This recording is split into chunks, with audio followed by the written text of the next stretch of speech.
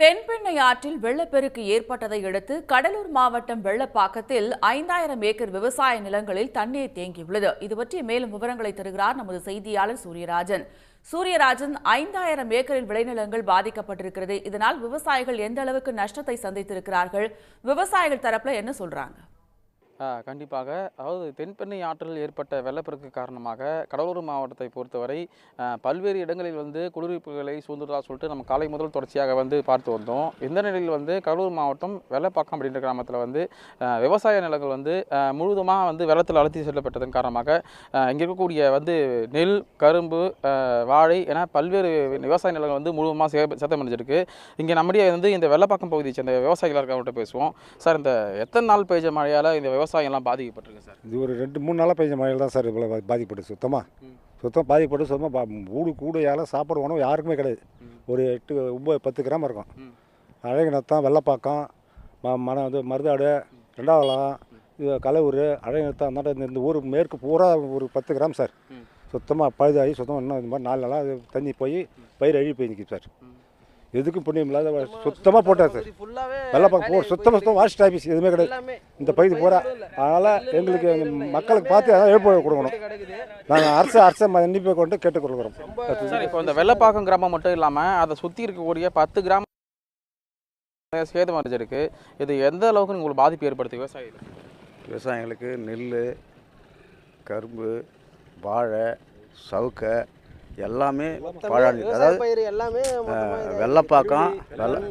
Vellappakkam, முளிகிராமட்டு, அழனத்தம், ரெண்டாகுளம், Maruthadu, பனங்கட்டு colony, நத்தப்பட்டு, Gond, இதை ஒரு 10 கிராமம் அழும்பாயிருக்குங்க.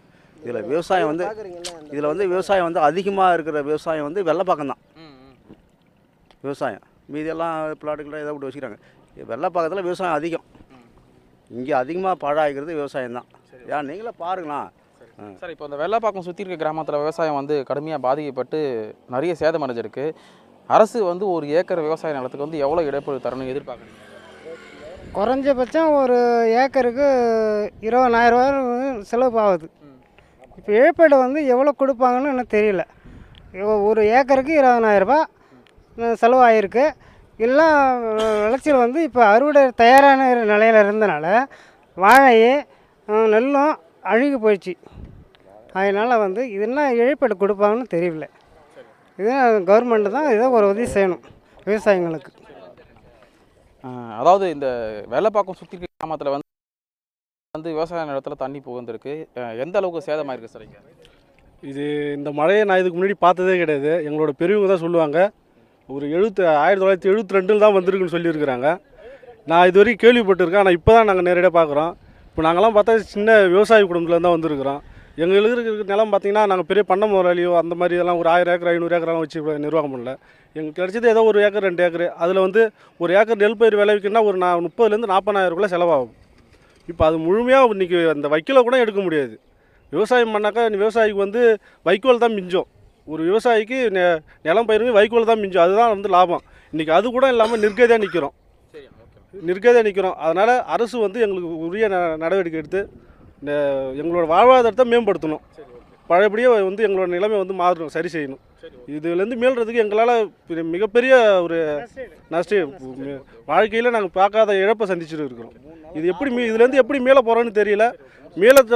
மீளுவதற்கான அதாவது தென்பெண்ணை ஆற்றில் ஏற்பட்ட இந்த வெள்ளப்பெருக்கு காரணமாக கடலூர் மாவட்டத்தை பொறுத்தவரை மிகப்பெரிய ஒரு பாதிப்பு உள்ளாயிருக்கு. குறிப்பாக சொல்ல வேண்டும் என்றால் இந்த வெள்ளப்பாக்கம் அதே போல் சுற்றி இருக்க 10 கிராமத்தை சேர்ந்த விவசாயிகள் கடுமையாக பாதிக்கப்பட்டிருக்காங்க.